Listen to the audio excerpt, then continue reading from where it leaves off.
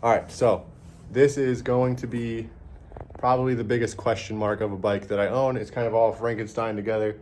But I want to All right, so this is a 2021 CRF110 frame with, let me go zoom out a little bit, with a Grom swap. So basically, I found a Grom on Copart that was wrecked. It looked like it like flipped over upside down and like slid on the road. It was not that bad. The headlight was missing, the cluster was missing, but everything else looked pretty straight. I bought this Grom for $600, 2022 Grom. Don't know the mileage on it. Didn't have a cluster. I didn't check the Carfax or anything, so I don't know the miles. I don't really care. You know, these little motors are cheap, easy to rebuild, not a big deal. So I don't know the miles, but I bought this Grom for $600. It's 2022, so it comes with the 5-speed motor. I think that's really the only real change. But the 5-speed motor, kind of cool. But let's keep going. So I bought this Grom, has a salvage title because it's wrecked. I stripped all the parts off of it, and let's start at the front. All right, this is pretty easy stuff here. It's really not that hard. If you have a 110 frame, a Grom, you're trying to swap, whatever, like if you got a Grom you don't want anymore, you want to do something cool, make like a sick supermoto, this is a good thing to do. It's cool. It's really cool. It's a really unique bike, I think. I mean, it's getting more and more popular, but it's still pretty sick. I think it's sick, and I found the Grom for a good deal. I had two 110s, so figured I'd have two different ones. They're totally different bikes. But, all right, so what you do, you take the forks off the Grom, and I probably should have recorded doing this, but there are some videos out there that can show you how to do it. Take the forks off, take the triples off, whatever. You're gonna use the 110 inner races on the frame, and then you're gonna use the Grom bearings and the Grom outer races on the upper and lower triple. And then you just take the Grom, the top nut, I don't know what you call it, this little spanner nut, and tighten it down, good to go. And then you put the upper triple clamp on, tighten this nut, you're good to go. It works. Goes right on. Now the question is, how do you get the nameplate or the number plate and the fender on there? Man in the Box sells a 3D printed bracket to mount the number plate and the fender onto the Grom forks. They also sell little adapters and fork guards. I have them here. So these go, this is the wrong side, but these go on here, you know, kind of make it more look like a supermoto, like a real supermoto. But I don't love the way that those look. I don't think they look that great. The bracket's like 3D printed plastic, so it's kind of flimsy.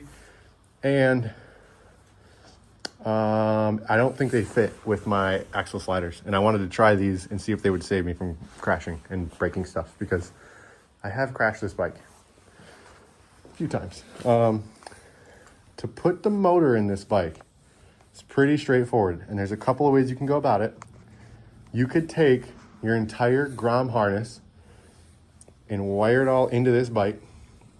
You know, get rid of the 110 harness, put the Grom harness in there, figure out where to stuff all that crap, because there's a bunch of extra shit on the Grom. And then you can run a Grom ECU, you can run your Grom cluster, so you got a speedo and all that shit, you know, tachometer. What I did is run a 110 harness with an A racer and an auto tune. That's why I got the wideband in the exhaust.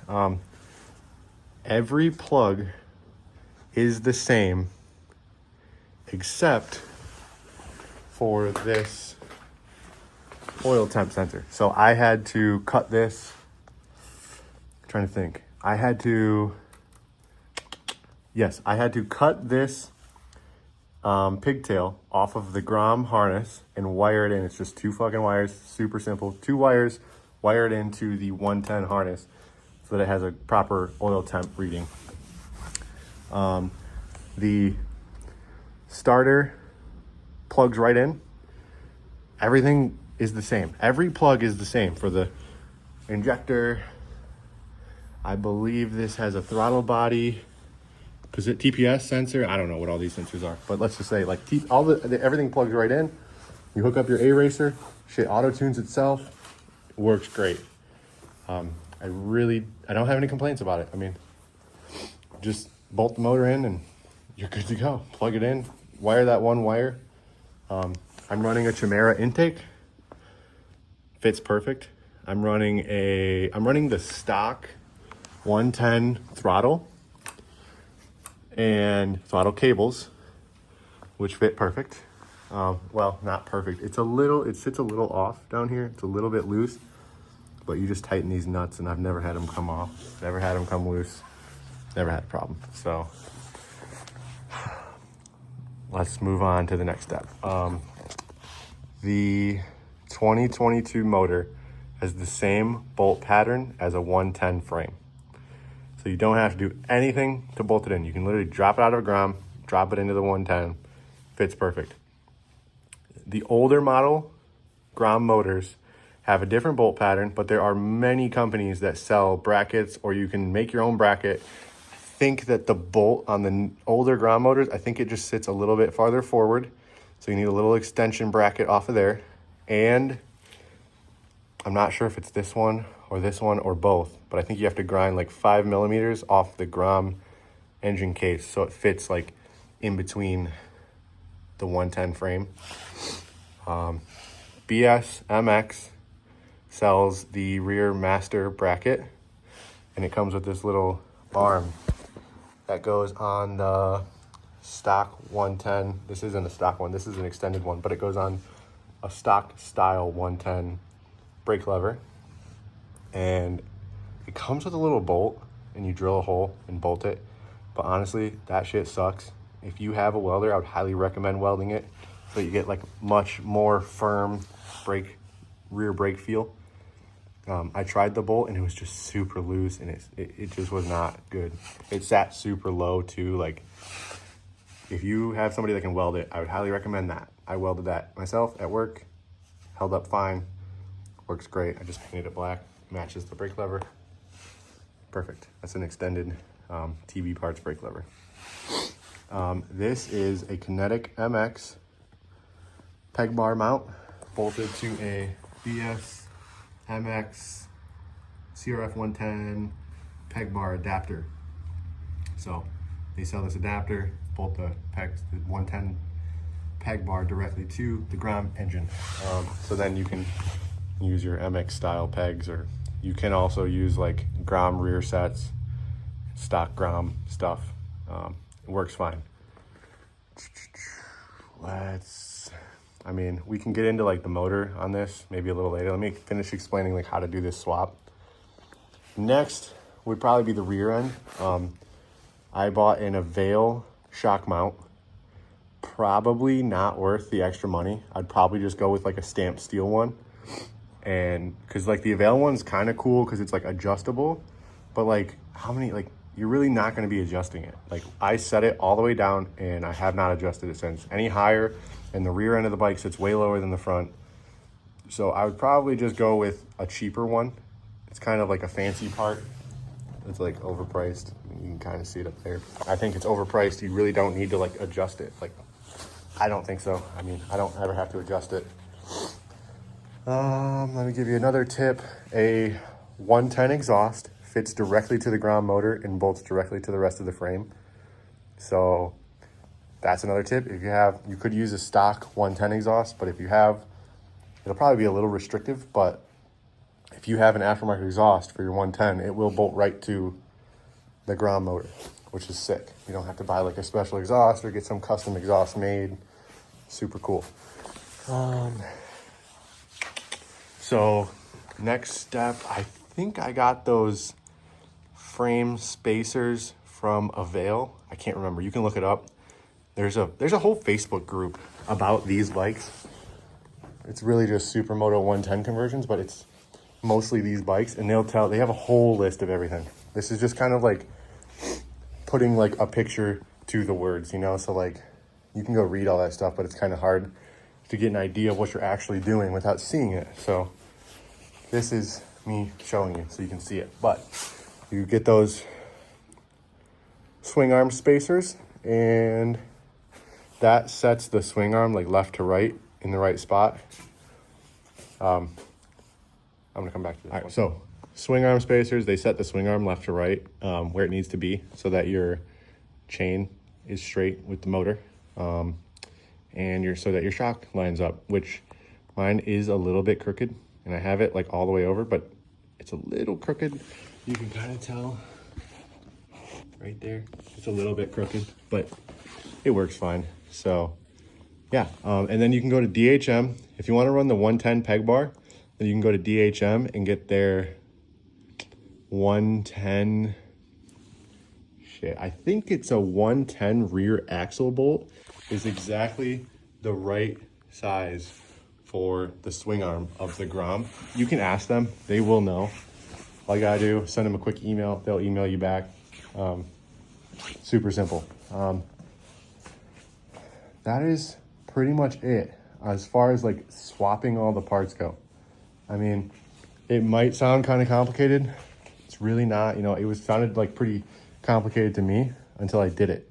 And once you just dive into it, it's a lot easier when I have another 110 to do, to ride. Because I hate having one of my bikes down that I like to ride a lot.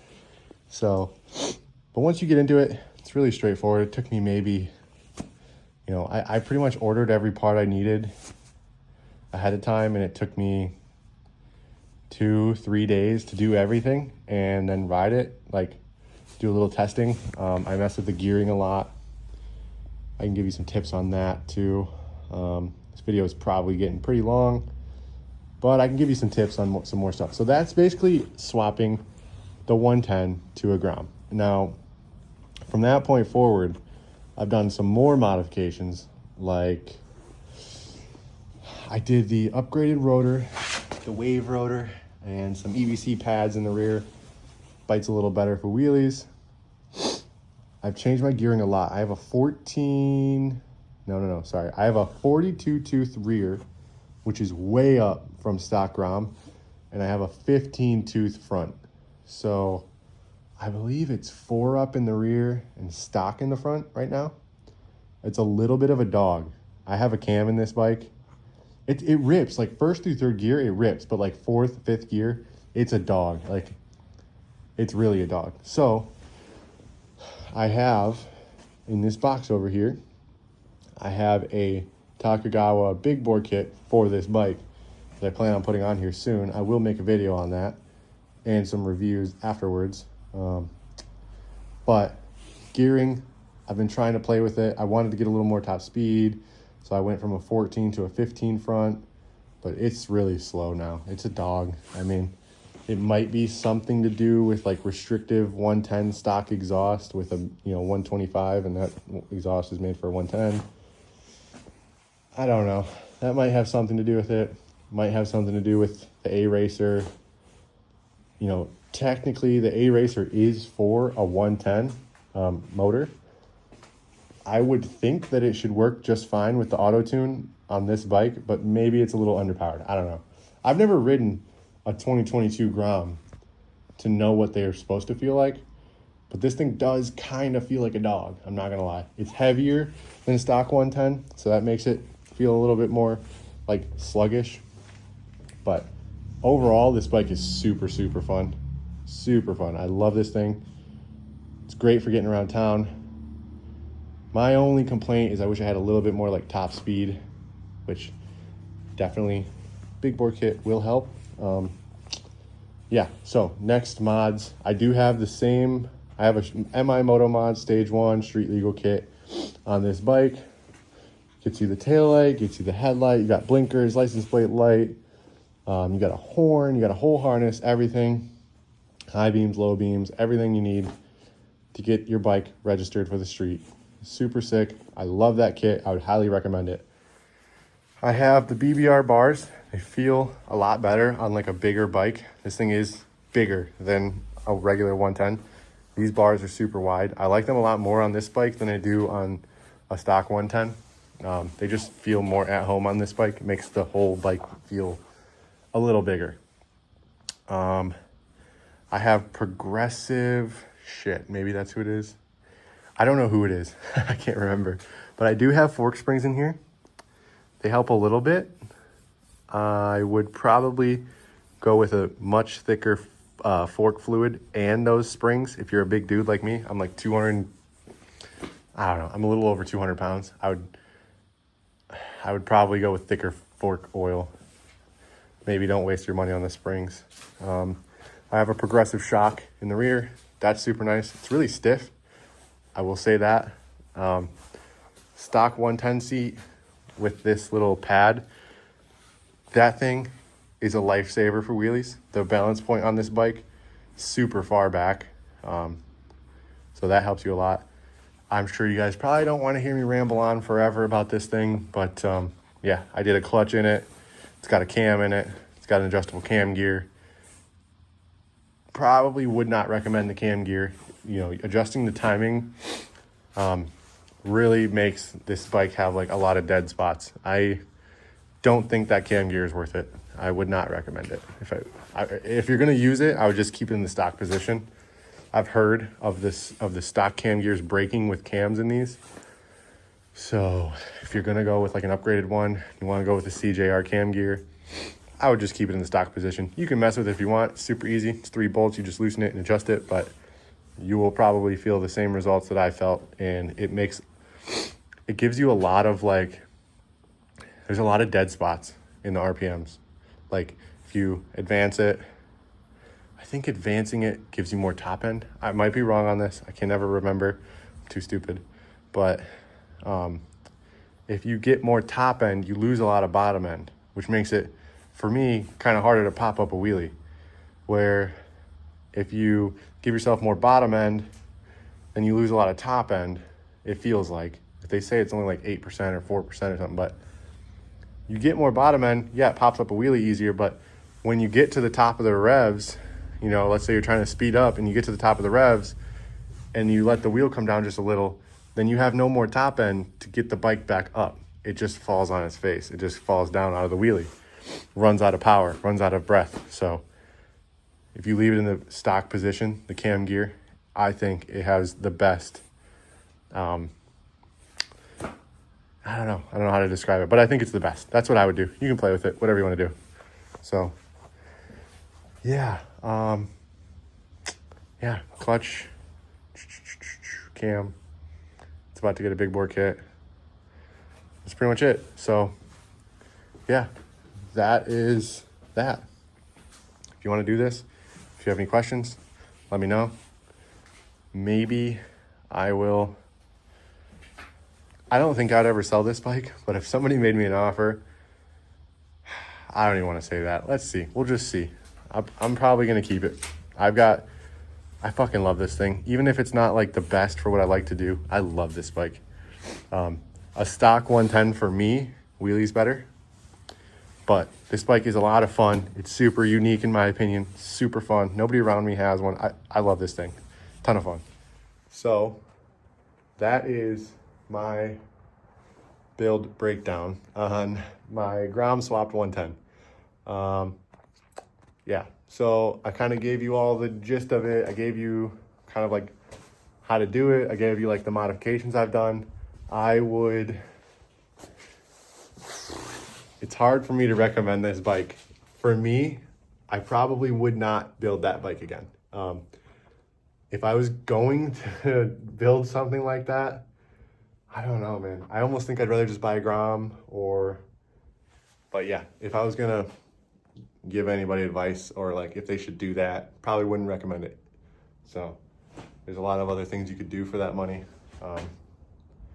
It's a sick bike, but just not worth the money. So yeah, the only reason it made sense for me was because I don't have that much into it and I'm just fucking rambling at this point. So I'm just gonna end it. Subscribe if you want to subscribe. Give me a like if you like the video. I'm gonna try to make some more. I have a bunch more stuff I can film videos on. I'll put some clips of me wheeling that bike. I'll put any clips I can get of it, whatever. Just comment down below if you want to see anything. If you have any questions, comment. I will probably answer your questions like 100%.